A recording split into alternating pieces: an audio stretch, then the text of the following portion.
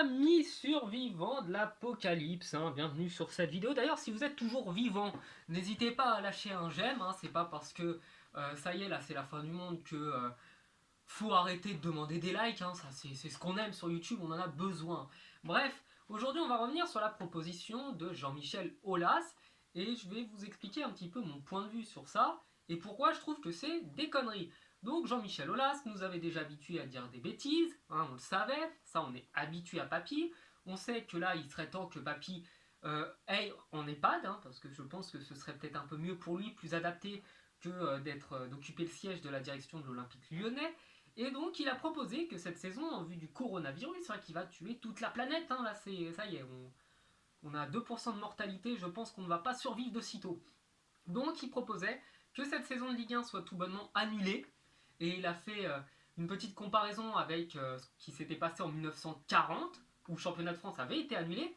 Sauf que sur ce point-là, je tiens à revenir dessus. Papy, on était occupé. Il y avait l'Allemagne nazie qui était en train de foutre un bordel monstre par l'intermédiaire d'Adolf Hitler. Il y avait également Staline avec les Américains qui étaient en train de faire mumuse à qui c'est qui avait les plus grosses armes. Donc, qu'on ait annulé le championnat de France 1940, c'est normal. Il y avait la guerre, et puis il y avait la moitié du pays qui était occupé.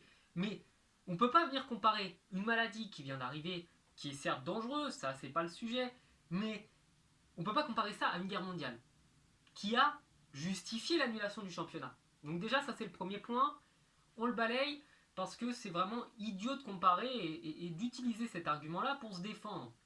Le second point, c'est que du coup, pour la Ligue des Champions, parce qu'on ne pourrait pas annuler la Ligue des Champions l'année prochaine, Papy propose que on prenne tout bonnement les mêmes équipes que l'année dernière. Et là, je me dis, c'est quand même bizarre. Mais qui étaient les qualifiés l'année dernière me dis-je. Monaco, Lyon et le Paris Saint-Germain. Tiens, c'est marrant, mais quel est le classement de Lyon? Ah oui, entre 7 et 10 points des places pour la Ligue des Champions. C'est pas comme si ça les arrangeait d'être qualifiés d'office en Ligue des Champions sans aucune raison.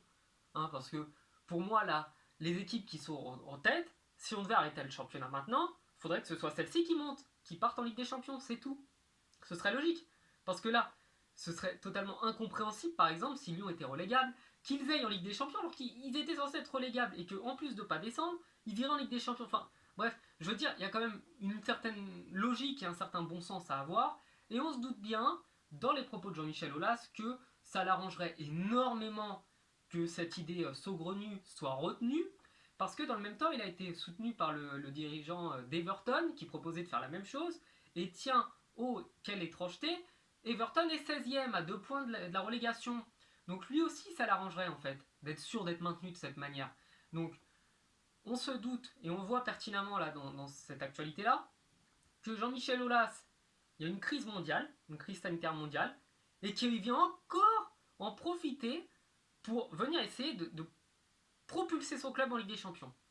Donc, honnêtement, je ne pouvais pas laisser passer ça, parce que je comprends parfaitement pourquoi il l'a fait, ça semble logique aux yeux de tout le monde, et en plus, dans le même temps, chose importante, le PSG ne serait pas champion de France, alors qu'ils ont tellement d'avance que c'est évident qu'ils devraient l'être.